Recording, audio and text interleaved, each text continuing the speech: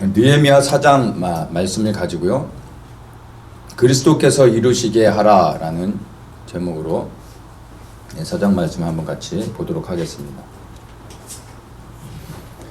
페르시아에서 조금도 부족함 없이 성공적인 삶을 살고 있었던 느헤미야가 형제로부터 예루살렘 성이 무너졌다라는 비보를 듣게 됩니다. 그리고 그 소식을 들었을 때 그가 통곡하며 무릎 꿇고 하나님께 울며 나아갔습니다. 그리고 일어나 무너진 예루살렘의 성벽을 재건해야 되겠다는 하나님의 비전을 가지고 자신이 누리고 있던 모든 것을 내려놓고 이제 예루살렘으로 돌아왔습니다. 그리고 그 성벽 재건을 위해 무너진 성벽의 상태들을 다 살펴본 후에 이제 본격적으로 성벽을 재건하려고 하고 있는 그러한 상황에서 이제 우리가 본문 말씀 4장의 이야기들을 좀 보려고 합니다. 우리 1절부터 해서 3절까지의 말씀을 한번 같이 읽겠습니다.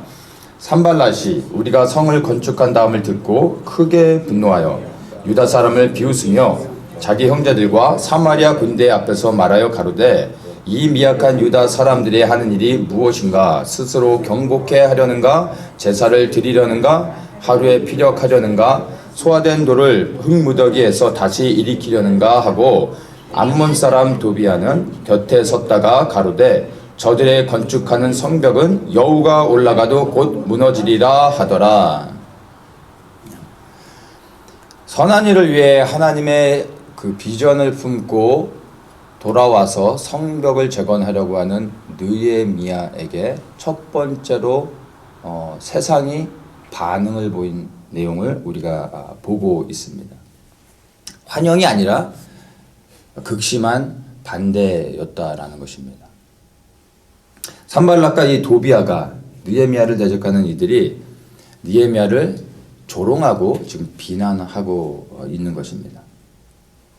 우리가 주님을 섬기고자 헌신하고 결단했을 때 우리를 기다리고 있는 것은 느헤미야의 상황과 동일하게 사실은 환영이 아니라 비난과 조롱 그리고 우리를 낙심케 하는 일이 될 수 있다는 것을 우리가 알아야 됩니다. 어떤 사람들은 주님을 섬기기를 우리가 헌신하고 결단하면 주님께서 우리와 함께 하시며 우리의 삶의 모든 영역 가운데서 넉넉히 그 일들을 감당할 수 있도록 그걸 조금 다르게 표현하면 만사형통할 수 있도록 우리와 함께 하시고 지켜주시며 모든 일을 다 풀어주실 것으로 믿고 있는 사람들도 있습니다. 그런데 현실은요 사실 그렇지 않다라는 것입니다. 왜냐하면 우리는 하나님께 속하였지만 이 세상은 마귀의 권세 아래 있습니다. 우리가 이 땅에 하나님의 나라가 이루어지길 위하여 헌신하며 섬길 때 이 세상의 임금인 마귀는 우리가 하나님을 섬기는 일들을 대적하며 방해하는 것입니다. 우리가 하나님을 위하여 헌신하여서 수고하며 나아갈 때 대적의 방해는 너무나 당연한 것입니다. 내가 왜 하나님을 섬기는데 내가 이렇게 헌신했는데 왜 내게 이런 고난이 있습니까? 왜 내가 이렇게 풀리지 않고 어려움을 당합니까? 라는 질문을 하기보다는 그 고난을 당연한 것으로 여겨야 하는 것입니다. 그래서 고난받는 것으로 인하여 우리가 원망과 불평을 하는 것이 아니라 오히려 그 고난을 통해 내가 지금 하나님을 온전히 섬기고 있다는 것을 확인할 수 있습니다. 물론 우리가 당하는 모든 고난이 우리가 주님을 잘 섬기고 있다는 것으로 증명되어질 수 있는 것은 아닙니다. 그러나 예수 그리스도를 믿는 모든 자들이 하나님을 섬기기로 헌신하고 결단하여 주님을 위해 살아갈 때 반드시 우리 앞에 사단이 막는 장애물들, 방해들이 있다라는 것을 우리는 인식할 수 있어야 합니다.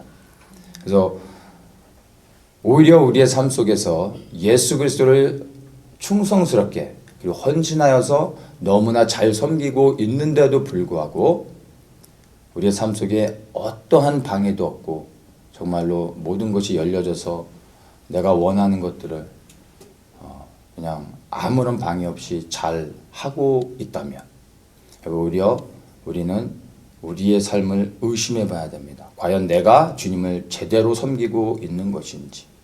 오히려 하나님께 감사하는 것이 아니라 하나님께 질문해 봐야 됩니다. 지금 제가 잘하고 있는 것입니까? 내가 주님을 섬기고 있는데 내 삶 속에 아무런 고난이 없어도 되는 것입니까?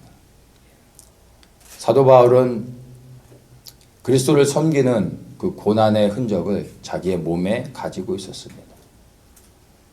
우리도 동일하게 예수 그리스도를 온전히 섬기며 나아간다면 우리 안에 그리스도의 흔적을 가질 수밖에 없는 것입니다. 그래서 우리의 삶 속에 고난받는 것으로 인하여 여러분 원망하거나 불평할 것이 아니라 그 고난을 통하여 우리가 정말 주님을 잘 섬기고 있는 것을 확인하면서 그 부르신 가운데 여전히 그 자리에 서 나갈 수 있어야 되는 것입니다. 세상에서는 너희가 환난을 당하나 담대하라 내가 세상을 이기었노라 라고 예수님이 말씀하셨습니다. 믿는 자들에게 고난을 허락하지 않는 것이 아니라 믿는 자들에겐 고난을 넉넉히 이길 수 있는 힘과 능력을 예수님이 우리에게 주시는 것입니다. 이 세상에 살아가는 모든 환경과 조건은 믿는 자나 믿지 않는 자나 동일합니다. 그래서 믿든 안 믿든 우리의 삶 속에 고난이 있고 어려움과 여러 가지 문제들을 당합니다. 그런데 믿는 자에게는 그 고난을 예수 그리스도의 이름으로 넉넉히 이길 수 있는 힘과 능력을 우리에게 주신다는 것입니다. 중요한 것은 사실은 고난이 있느냐 아니면 고난이 없느냐의 문제가 아니라 모든 상황 가운데서 어떠한 형편 가운데서도 우리가 변함없이 주님을 끝까지 섬길 수 있어야 되는 것입니다. 그리고 때로는 정말 우리 삶 속에 있는 고난이 우리를 힘들게 하지만 사실 그 고난이 우리로 하여금 더욱더 주님을 의지하게 하고 더욱더 주님 앞에 나아가게 하는 축복이 될 수 있는 것입니다. 고난 자체가 축복이라고 감히 말할 수는 없겠지만 고난이 축복이 될 수 있는 이유는 그 고난을 통해 주님을 더욱더 찾을 수 있는 것이 우리에게 복이 되는 것입니다. 그러나 우리의 삶 속에 고난이 없으면 오히려 우리는 예수 그리스도를 놓쳐버릴 수 있습니다. 우리의 삶이 아무런 불편함이 없다 보면 우리의 연약함으로 인해서 우리도 모르는 사이에 그리스도를 놓쳐버리게 됩니다. 왜냐하면 그리스도 없이도 너무나 잘 살고 있기 때문에 그리스도 없이 살아가는 것이 이젠 편안하게 되어버리는 것입니다. 자, 우리는 이제 우리를 향한 공격이 이렇게 느헤미야에게 있었던 것 같이 우리의 삶 속에 분명히 있음을 우리가 보게 됩니다.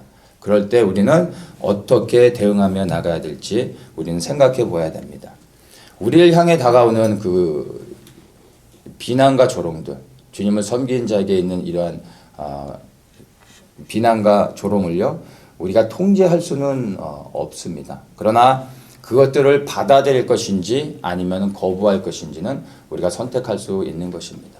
느헤미야도 하나님을 섬기기로 헌신했는데 그를 대적하는 자들이 조롱하며 비난하고 있습니다. 그 자체를 막아낼 수는 없습니다. 그러나 그것에 대해서 어떻게 내가 반응할 건지는 선택할 수 있는 것입니다. 우리가 집에서 나갈 때 문을 반드시 잠그죠. 왜 잠굽니까? 다른 사람이 집에 들어올까 봐 신경이 쓰이잖아요. 그래서 반드시 문을 잠그고 나가죠. 우리 집이 아닌데 남의 집에 허락 없이, 주인의 허락 없이 집에 들어가면 어떻게 되죠? 가택 침입으로 이거 불법이 되는 거예요. 잡혀서 감옥에 갈 수 있는 것입니다. 원래는 안 되는 거죠. 들어가면 안 되는 걸 다 압니다. 모르는 사람이 있나요? 다 알죠.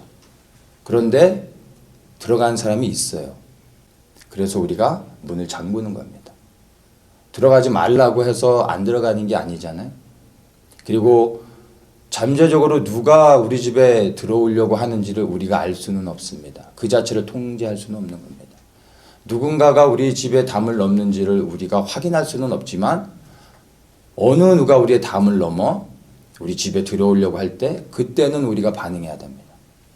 들어오는 자체를 통제할 수는 없지만 담을 넘어 우리 집에 문을 열려고 할 때는 그때는 가만히 있으면 안 되는 거예요. 잡아야죠. 싸워서 잡아야 되는 것입니다. 우리를 향한 비방과 조롱 자체는요, 우리가 통제할 수가 없습니다. 그러나 그러한 비방과 비난들이 우리에게 이제 들어올 때 우리는 거기에 대해서 반응해야 됩니다. 이 비난과 조롱을 우리가 그냥 받아들이면 이것이 이제 우리 안에 들어올 때는 염려와 걱정과 두려움과 근심을 만들어냅니다. 이 근심하게 하고 두렵게 하는 마음이 우리 안에 견고한 진으로 딱 자리를 잡으면 이제 하나님을 향하여 원망과 불평을 하게 됩니다. 그 원망과 불평이 끝내는 하나님의 그 사랑을 잃어버리게 하고, 그리고 하나님의 그 부르심을 따라 일어났던 모든 비전들도 내려놓고 결국에는 하나님을 떠나게 하는 그러한 결과를 가져오게 할 수 있는 것입니다. 그래서 우리는 생각의 영역 가운데서 들어오는 별거 아닌 것처럼 생각되어지는 그런 조그만 말 한마디로부터 우리의 생각을 지키면서 처음부터 그것들을 대적하며 거부하고 그것들과 싸울 수 있어야 되는 것입니다. 보는 것, 듣는 것, 그리고 우리가 느끼는 것을 통해 사단은 생각으로 우리에게 공격합니다. 이것들을 우리는 분별하면서 대적하고 거부하며 거기서부터 싸워 나가야 됩니다. 생각에 들어오는 것을 막을 수는 없지만 들어온 생각을 반드시 대적하며 거부하고 끊어내지 않으면 결국에는 그 생각의 영역이 우리 안에 견고한 틀이 돼서 우리를 무너뜨리게 하는 그러한 사단의 능력이 되는 것입니다. 제가 이런 말씀을 지금 드리는 게 어떤 성경의 이론들을 가지고 제가 말씀드리는 게 아니라 매일의 삶 속에서 제가 경험하고 실제로 싸우고 있는 것들을 그냥 있는 그대로 나누는 것입니다. 말씀을 전하는 저에게도 매일의 삶 속에 동일한 영적인 싸움이 있습니다. 단 하루도 그냥 지나가지 않습니다. 하루에 한 번도 아니고요. 끊임없이 기회가 되면 사단은 제게 소리를 들려줍니다. 보는 것을 통해서도 듣는 것을 통해서도 제게 끊임없이 저를 건드립니다. 그만하지. 뭘 더 할 수 있겠어. 너는 안 될 거야. 끊임없이 제게 생각을 던져줍니다. 그때마다 저는 반응하며 나가야 됩니다. 그것을 받아들일 것인지 아니면 내가 거부할 것인지. 이것이 저뿐만이 아니라 여러분에게도 동일할 것이라고 생각이 됩니다. 다만 이것을 영적으로 인식하고 있는지 아니면 인식하지 못하고 있는지 그 차이일 뿐인 것입니다. 내 앞에 닥쳐진 현실 안에서 내게 주어지는 그 부담감들, 그 안에서 현실 안에서 내가 무너질 것인지 아니면은 그것을 뛰어넘어 믿음으로써 하나님의 부르심 가운데 주님을 신뢰하면서 내가 나아갈 것인지, 전적으로 이것은 우리 각자의 선택인 것입니다. 매일매일의 이러한 선택들이 있을 것입니다. 여러분, 매일의 삶 속에서 예수 그리스도를 붙잡으며 생각의 영역을 다스릴 수 있기를 축복합니다. 대적들의 이러한 조롱과 비방이 있을 때 느헤미야가 어떻게 대처를 했는지 이 본문에서 우리에게 말해주고 있습니다. 4절과 5절에서 느헤미야가 이제 하나님께 선포하는 말씀이 있는데요. 이것을 우리가 이제 읽기 전에 이제 한번 생각을 해보는 거예요. 우리 한 사람 한 사람에게 지금 사단이 이렇게 말하는 겁니다. 너가 주님을 섬기기로 헌신했지만 너는 끝마치지 못할 거야. 너는 안 돼. 너 자신을 봐. 주제 파악을 해야지. 너는 늦었어. 네가 뭘 가지고 있어. 너는 끝마치지 못할 거야. 너는 부끄러움을 당할 거야. 차라리 포기하는 게 나을 거야. 차라리 죽는 게 나을 거야. 라고 우리에게 매일의 삶 속에서 우리를 도전하면서 흔드는 것입니다. 자, 그러한 생각들이 우리를 공격할 때 우리는 이렇게 선포할 수 있어야 됩니다. 4절과 5절의 말씀을 함께 읽겠습니다. 우리 하나님이여 들으시옵소서. 우리가 업신여김을 당하나이다. 원컨대 저희의 욕하는 것으로 자기의 머리에 돌리사 노력거리가 되게 하시고 이방에 사로잡히게 하시고 주의 앞에서 그 악을 덮어두지 마옵시며 그 죄를 도말하지 마옵소서. 저희가 건축하는 자 앞에서 주의 노를 격동하였음이니이다 하고 아멘. 자, 첫 번째 느헤미야가 어떻게 반응하며 나갑니까? 이 느헤미야를 공격하는 산발락과 도비아를 향해서 야, 이 나쁜 놈들아 하면서 그들을 향해서 대적하지 않습니다. 누구에게 나아가고 있습니까? 하나님이여 라고 하며 하나님을 찾고 있습니다. 이쪽에서 이들이 공격해오고 있는데 반응은 대적자들에게 하지 않고요. 누구에게 갑니까? 하나님께 기도하며 나가고 있습니다. 하나님이여 들으시옵소서라고 그가 첫 번째로 이렇게 선포하고 있는 것을 보게 됩니다. 악한 영들이 사단이 우리 안에 생각을 통해서 끊임없이 공격할 때 우리의 첫 번째 반응은 느헤미야와 같이 동일해야 됩니다. 사단을 대적하는 게 아니고요. 첫 번째 하나님께 그 모든 문제를 가지고 하나님께 드리는 것입니다. 그것이 첫 번째 우리의 영적인 반응이어야 되는 것입니다. 모든 문제를요 하나님께 하십시오. 스스로 해결하려고 하지 마십시오. 먼저 하나님께 다 드리는 겁니다. 고자질하는 겁니다.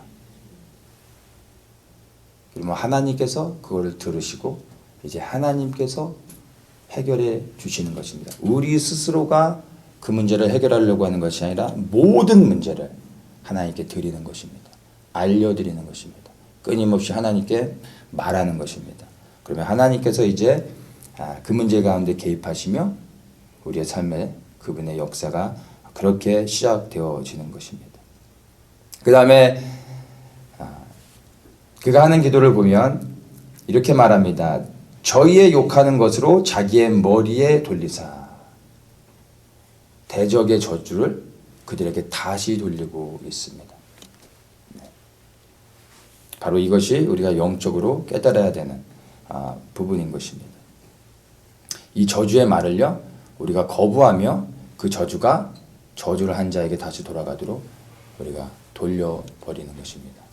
그럴 때 그가 한 말들이 우리에게 합당하지 않으면 반드시 그 말이 다시 그 말을 했던 사람에게 그런 대적자들에게 돌아가 그 저주 안에 그들이 묶이게 되는 것입니다.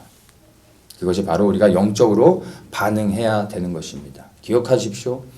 우리 안에 매일의 삶 속에서 끊임없이 사단이 우리의 생각을 통해서 우리를 무너뜨리게 하고 포기하게 하고 좌절하게 하고 낙심하게 할 때 여러분 하나님의 이름을 부르십시오. 하나님 하며 부르며 나아가고 그 문제를 모두 주님께 드리는 것으로 우리의 이 문제의 시작을 할 수 있는 것입니다. 만약에 느헤미야가 이 산발락과 도비아의 그 대적자들의 느헤미야를 낙심케 하는 이 말에 그가 그것을 넘어가 그 말을 받아들이고 그 말 가운데 좌절되어져서 넘어졌었다면 느헤미야는 성벽을 재건하는 일을 끝내는 이루지 못했을 것입니다. 이 성벽 재건이라는 위대한 사명을 그가 시작을 하였지만 결국에는 끝마치지 못한 채로 다시 돌아갈 수밖에 없었을 것입니다. 그런데 느헤미야는요 이 대적자들의 말을 거부했습니다. 인정하지 않았습니다.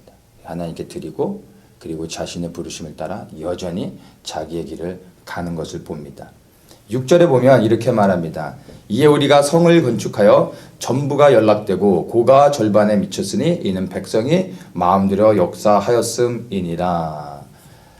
대적자들이 뭐라 말하든 그것과 상관없이 느헤미야는 자기의 일을 시작한 것을 우리가 볼 수 있습니다.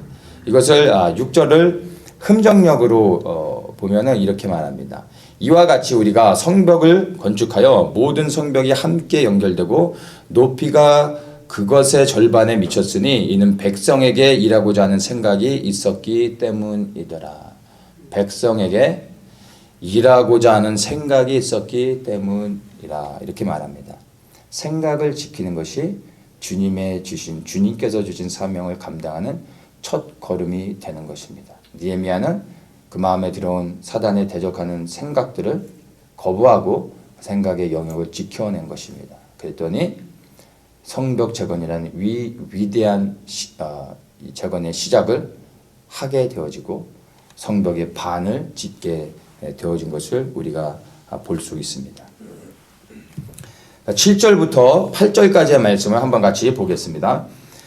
산발락과 도비아와 아라비아 사람들과 암몬 사람들과 아스돗 사람들이 예루살렘 성이 중수되어 그 퇴락한 곳이 수보되어 간다함을 듣고 심히 분하여 다 함께 꾀하기를 예루살렘으로 가서 쳐서 요란하게 하자 하기로. 자, 지금 이제 이 7절과 8절의 말씀을 보면요, 대적자들의 그 비방과 조롱에 느헤미야가 아랑곳하지 않고 그의 일을 합니다. 그래서 성벽이 재건되어지고 있습니다. 그러니까 느헤미야가 이긴 거죠. 느헤미야가 이겼는데 그것으로 끝나지 않고요, 그 대적자들이 집으로 돌아가는 게 아니라 이제는 어떻게 합니까? 말로 해서 안 되니까 이제는 군사들을 끌고 와서 그 성을 함락시키려고 하고 있는 것을 우리가 보게 됩니다. 자, 오늘 우리의 삶에서 우리가 생각의 영역을 지키며 마음을 지켜서 우리가 승리했다고 해요. 자, 그러면 내일 우리의 삶이 시작되어질 때 무엇이 우리를 기다리고 있는지 알아야 됩니다. 더 큰 대적의 공격이 우리를 기다리고 있다는 것입니다. 오늘의 승리가 내일의 승리를 결코 보장하지 않는다는 것을 우리가 알 수 있어야 됩니다. 사실 우리의 매일의 삶의 현장에서 일어나는 이 영적인 싸움은요, 우리가 흔히 이제 영적 전쟁이라고 말하는데 사실 이제 영적 전투인 거죠.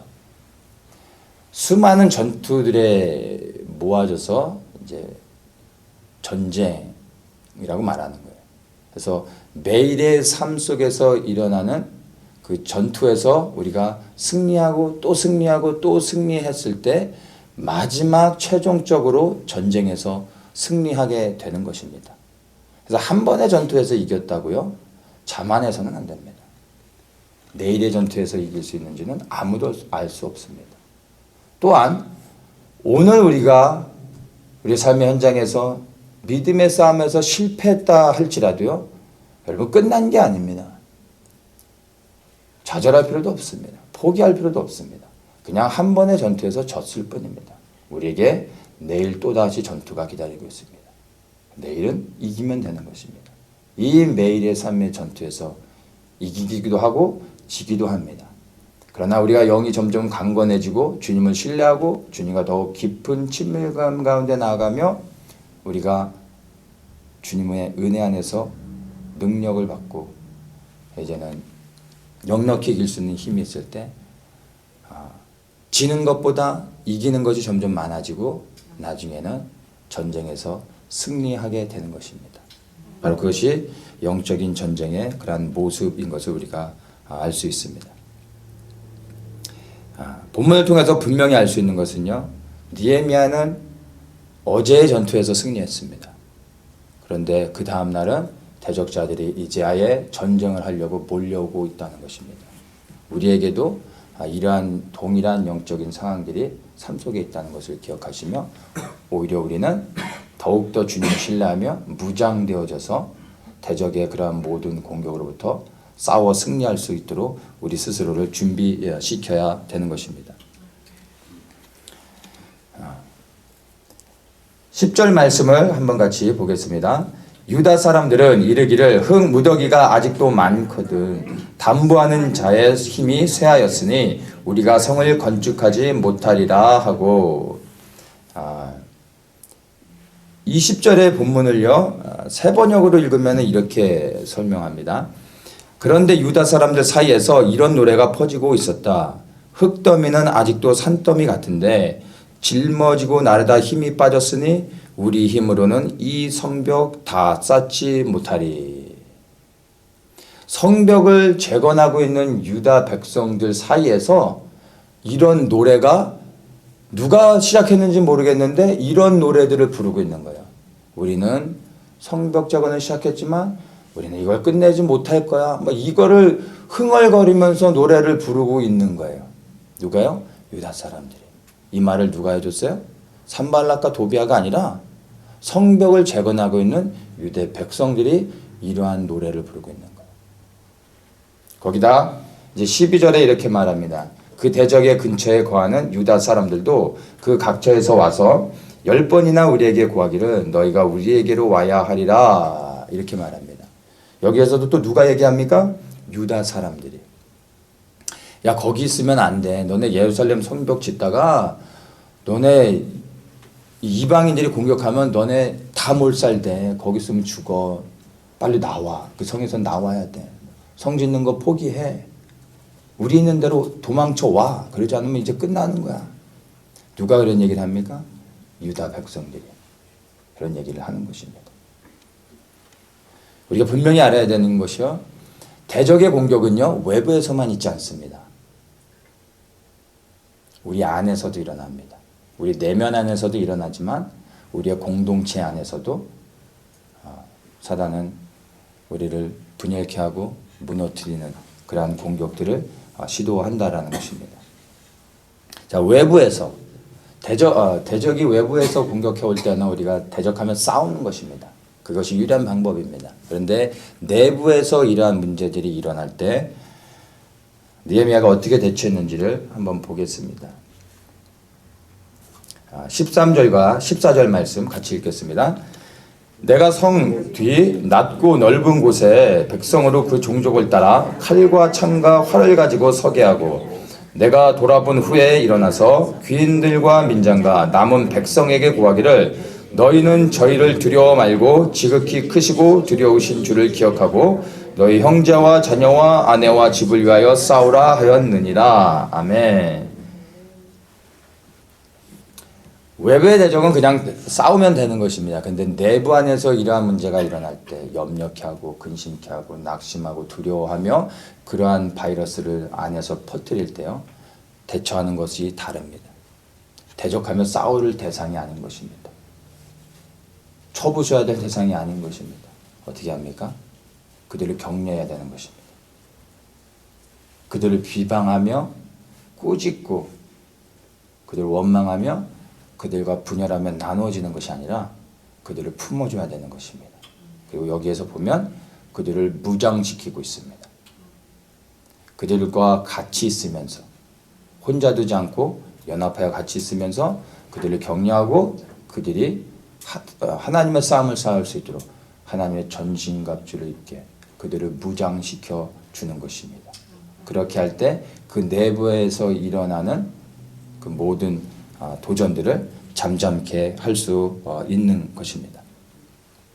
우리 또한 동일하게 우리 안에서 공동체 안에서 어떠한 위기들을 겪으며 이 공동체 안에 우리를 낙심케 하고 근심케 하며 염려하는 또 그리고 두렵게 하는 어떤 그런 일들이 퍼질 때 우리는 대적할 대상으로 봐서는 안 되고요. 사랑하며 품어야 됩니다. 그것이 하나님이 정말 기뻐하시는 모습이고 때로는 바로 내가 그러한 염려 가운데서 나도 모르는 사이에 공동체 안에 그러한 좋지 않은 바이러스를 퍼뜨릴 수도 있습니다. 그때 우리 공동체가 나를 보호해주고 세워주고 지켜주는 것입니다. 그 공동체가 그렇게 세워져 가는 것이 하나님이 기뻐하시는 것을 우리가 알아야 됩니다. 그렇게 해서 이 안에 내부에서 일어나는 문제들을 느헤미야가 지혜롭게 잘 극복을 하고 이제 그가 성벽을 재건하는 일 가운데 방해하는 대적들을 향하여서 마음을 굳게 정하고 이제 행동합니다. 어떻게 하냐면 16절에 보면 이렇게 말합니다. 내 종자의 절반은 역사하고 절반은 갑옷을 입고. 그러니까 느헤미야의 종들 중에 반은 일을 시키고 반은 무장해서 언제 쳐들어올지 모르는 대적들을 지키게 합니다. 그러면서 반반씩 계속해서 일하고 또 한 반은 지키게 하는 그런 일들을 하는 것을 볼 수 있습니다. 그리고 17절에 보면 성을 건축하는 자와 담보하는 자 다 각각 한 손으로 일을 하며 한 손에는 병기를 잡았는데, 이 담보한다라는 것은 이제 돌을 나르는 것을 의미합니다. 그러니까 성을 건축하는 자들이, 성벽 재건을 위해 일하는 모든 사람들이 한 손에는 돌을 나르고 있고요, 한 손에는 창을 잡고 있는 거예요. 그렇게 하면서 일하는 것으로 그들이 마음을 정했다라는 것입니다. 그리고 22절에 보면 사람마다 그 종자와 함께 예루살렘 안에서 잘지니 밤에는 우리를 위하여 파수하겠고 낮에는 역사리라. 낮에 이제 일을 합니다. 해가 떠 있는 동안은 열심히 일을 하고 밤에는 집에 돌아가 쉬어야 되는데 예루살렘 성을 떠나지 않는 것입니다. 낮에는 열심히 일하고 밤에는 성을 떠나지 않고 그 성에 언제 쳐들어올지 모르는 대적들을 지키며 그 성에 머물러 있는 것을 우리가 볼 수 있습니다. 그리고 23절에 내나 내 형제들이나 종자들이나 나를 쫓아 파수하는 사람들이나 다 그 옷을 벗지 아니하였으며 물을 기러 갈 때도 기계를 잡았었느니라. 옷을 벗지 않았다라는 말을 합니다. 무장을 해제하지 않았다라는 이야기입니다. 성벽 재건이 시작된 이후로 느헤미야는 이제 이것을 끝마치기로 작정을 한 것입니다. 대적자들이 이 성벽이 재건되어지는 그 순간까지도 결코 공격하는 것을 멈추지 않을 거라는 것을 알았습니다. 그러나 그 또한 성벽 재건을 결코 포기하지 않기로 결단한 것입니다. 그래서 성벽을 재건하는 동안 한 손에는 돌을 나르며 한 손에는 병기를 짚고 언제든지 싸울 준비가 됐을 뿐만 아니라 낮에는 일하고 밤에는 지킨 것입니다. 그리고 그 무장된 옷을 벗지 않은 채로 성벽이 재건되는 그 날까지 계속해서 싸우며 나아가는 그러한 자세를 취했다라는 것을 우리가 분명히 알 수 있습니다. 우리도 이와 같이 느헤미야의 이런 결단과 같이 우리 스스로를요 마음을 정하고 우리를 무장시켜야 되는 것입니다. 예수 그리스도를 믿는 모든 사람들은요 옷을 갈아입어야 됩니다. 흰 옷을 입는 게 아니라 하나님의 전신갑주를 입어야 됩니다. 왜냐하면 예수를 믿는 순간 우리는 세상의 왕 사단으로부터 이제 적국의 군복을 입은 것으로 보여지게 됩니다.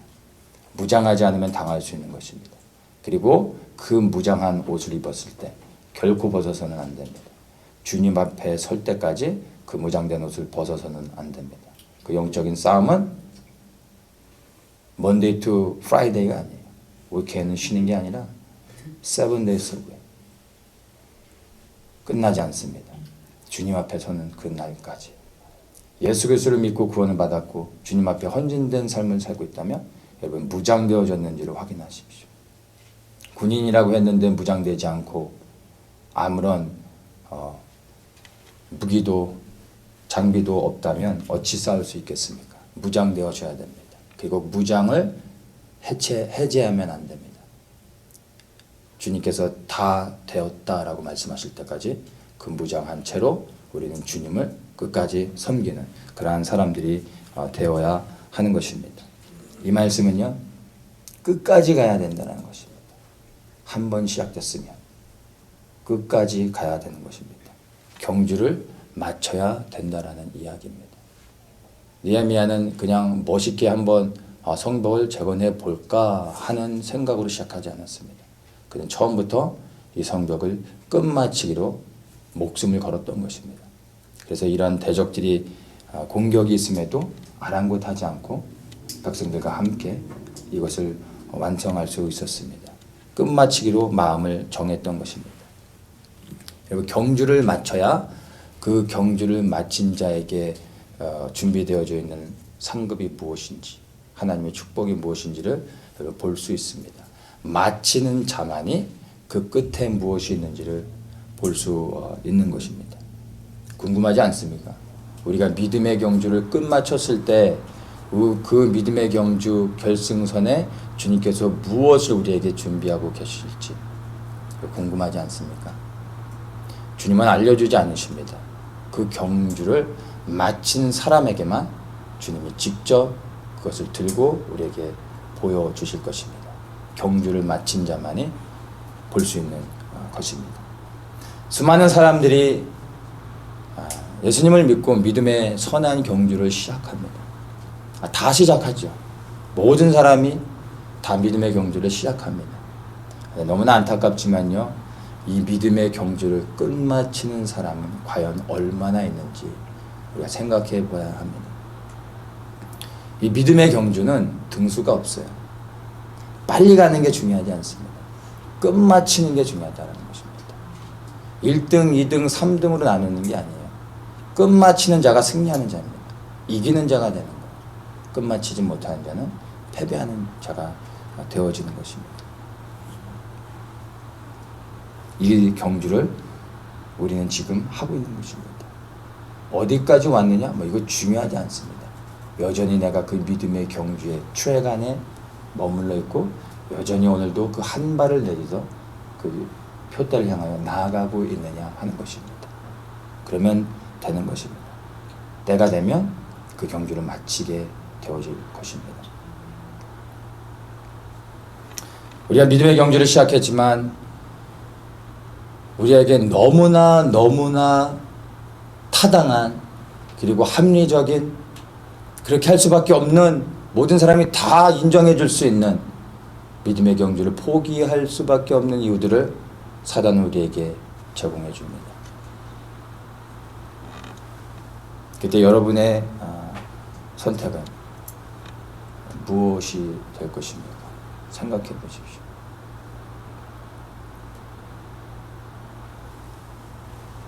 모든 사람이 믿음의 경주를 시작했습니다.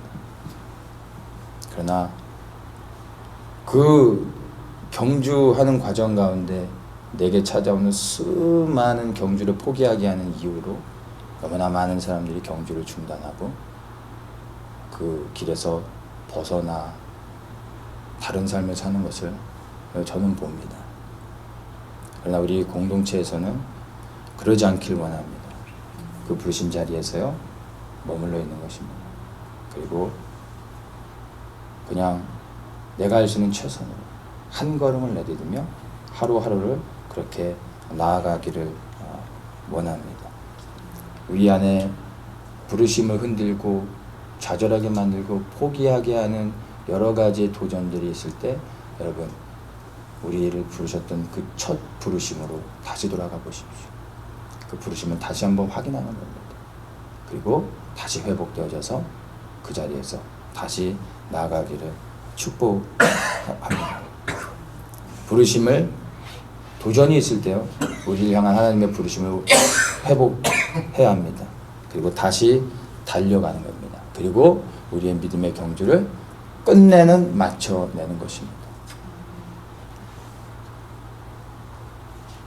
너희 속에서 착한 일을 시작하신 이가 그리스도 예수의 날까지 이르실 줄을 우리가 확신하노라 주님께서 말씀하셨습니다.